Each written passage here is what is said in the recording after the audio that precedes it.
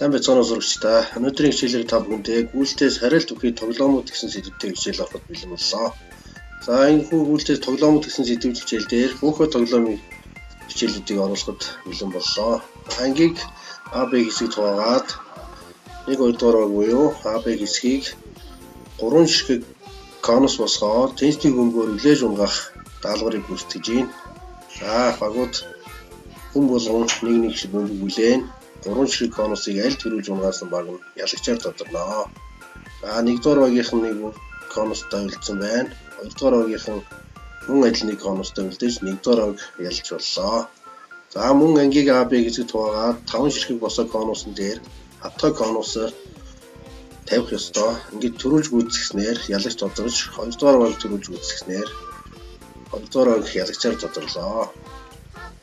За хавтгай конусын дээр 2 хөлөөрөө тэнцний бөмбөгийг авчиж үлдэж оруулах ёстой байгаагаас 5 ширхэг хавтгай конус тавьсан 5 ширхэг тэнцний бөмбөгийг 2 хөлөнтэй хавчиж өсөж оруулах ёстой.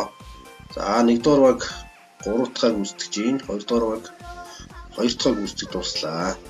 3 дугаар багийн хөвгт 3 дахь хийж хэллээ. 2 дугаар багийн эмэгтэй сурагчид маань 3 дахь дөнгөж хэлэх чинь. За энэ хөвгтөд дасгалыг гүйцэтгэж дууснаар 6 ширхэг босоо конусыг бөмбөгөөр үлдээж хамгаах ёстой байгаа.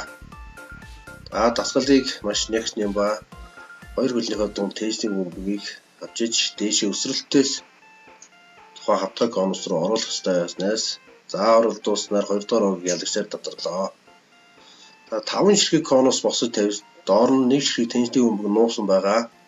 За конусыг аваад тэнцний бөмбөгийг конусын дээр тогтоох ёстой даалгавар. За 1 дугаар 2 дугаар багууд мөн адилхан хийж гүйцэтгэж байна.